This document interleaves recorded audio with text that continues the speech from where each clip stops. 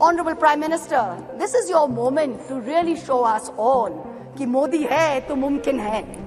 Implement the reservation bill immediately based on today's voters list. Send 33% women to parliament. Send 33% women to parliament in 2024 from the BJP the way our party has done. Support us unreservedly. At the very onset, let us remind ourselves that this is India, a country with the poet Kafi Azmi in 1940, 81 years ago, 82 years ago, before independence, wrote in his poem Aurat, "Ut meri jaan, mere saath hi chalna hai tujhe. Jannat ek aur hai, jo mard ke pehlu mein nahi, uski आजाद रविश पर भी मचलना है तुझे. बन के तूफान, छलकना है, उबलना है तुझे. उठ मेरी जान, मेरे साथ ही चलना है तुझे." This is in India, where Tagore in 1928 wrote in his poem Shobola, "Nari ke apon bhaggo joy koribar, keno nahi dibe odhikar, he bidhata? O Lord, why will you not give women the right to determine their own destiny?" This is in India, where in 1946, when the Constituent Assembly was elected, 15 seats went to women who helped to draft the Constitution. Both the United States and the United Kingdom saw lengthy suffragette movements before women were granted the right to vote. India's founders in 1947, April, agreed to the principle of universal adult suffrage, giving simultaneously the right to vote to women and to men. There was never any question of denying women the right to vote while giving it to men. All 15 members of the Constituent Assembly who were women rejected the demand for any special women's reservation on July 18, 1947. Member activist Renuka Roy noted that Vijayalakshmi Pandit has not been selected because she is a woman, nor was sex made a bar to the appointment. It is her proven worth that has been responsible for her appointment to the high office of ambassador to a land. The demand for special reservation is an insult to our intelligence and to our capacity. So sure were our founding mothers that this great land would not deny her women their rightful place based on merit. But alas, it is 75 years later. And today, it is both my pride and my shame that I stand here as a woman in India's parliament speaking on a women's reservation bill. It is my pride that I belong to the All India Trinamool Congress, a party that sends 37% women among its members to parliament. It is my chagrin that I belong to a Lok Sabha, a house of the people, that on aggregate has only 15% of its members as women, far below the global average of 26.5%. and also below the Asian regional average of 21%. As this government claps itself on its back for its rankings on various global stables, let it also hang its head in disgrace that this same India ranks 140 out of 196 countries in the Inter-Parliamentary Union League tables on women's representation. Within women parliamentarians, Muslims and Dalits have been consistently underrepresented. From 1952 to 2004, only 8 Muslim women were elected to India's parliament, to the Lok Sabha, many of whom served multiple terms. In today's Lok Sabha, the 17th Lok Sabha, there are only 2 Muslim women members, both from West Bengal, both from the All India Trinamool Congress, I may add.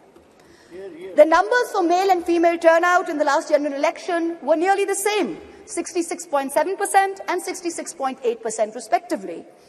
But women's candidature, that number of women who are being put up for elections, which is the first step towards getting elected to the Lok Sabha, remained at an abysmal 9%, up from only 7% in 2004. As we started our innings yesterday, our new innings in this newly constructed temple of democracy, our Honourable Prime Minister grandly proclaimed that it seemed he was ordained to perform many important tasks for this country, including this one.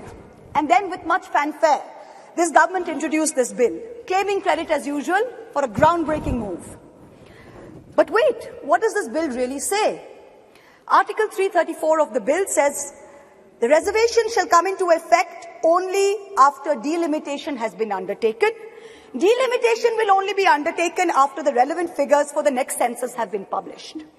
The rotation of seats for women shall take effect after each subsequent exercise of delimitation.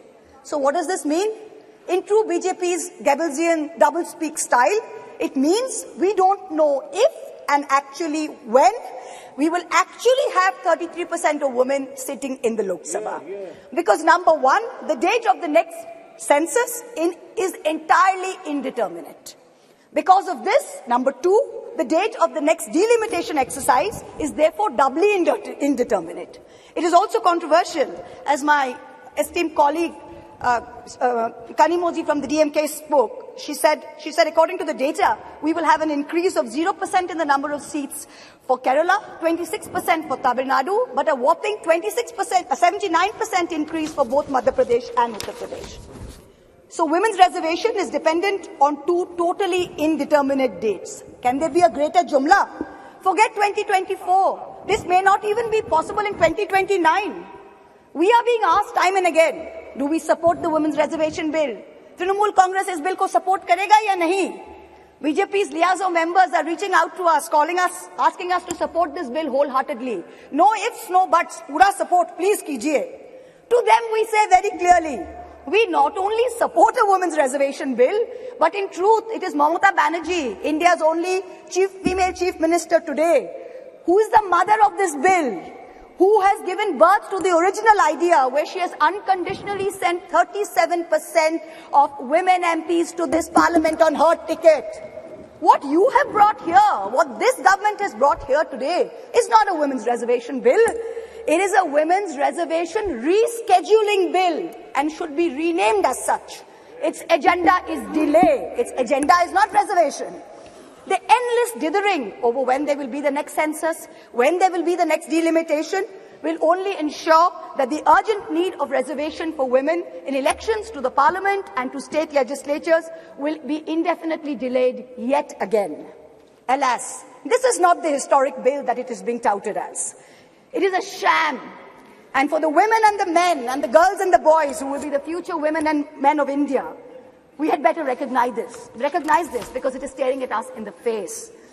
And I also hope that a sufficient number of amongst us, the current members of parliament, also recognize this bill for what it is, which is a sham. The question of women's reservation requires action, not the placebo of legislatively mandated procrastination. To the government and the ruling party, I say this. Give us this day our equal rights. We hold up half the sky. Give us at least a third of our earth. Mamata Banerjee and the Trinamool Congress have already walked the talk. We don't need to go on record to show this country that we support this bill. We have already sent more MPs than what this bill even envisions. It is you, this government, this ruling dispensation that needs to go on record. You need to support us, not the other way around. You need to send more than 33% MPs to this parliament. When this government wanted to protect cows, and I support the move, make no mistake, you did not wait to count the number of cows. You did not wait to see whether the cow was a Jersey or a Gir or a Sahiwal. You just went and built the cow shelters. Are we women any less that we have to wait while you count numbers and you draw lines? We don't need any more vandans. We don't need any more vandanas. Thank you very much. What we need is direct action. Honorable Prime Minister, this is your moment to really show us all कि मोदी है तो मुमकिन है. Implement the reservation bill immediately based on today's voters list. Send 33% women to parliament. Send 33% women to parliament in 2024 from the BJP the way our party has done. Support us unreservedly. In conclusion, I can only echo the poet Rihanna Ruhi's words. दिल के बहलाने का सामान ना समझा जाए, हमको अब इतना भी आसान ना समझा जाए.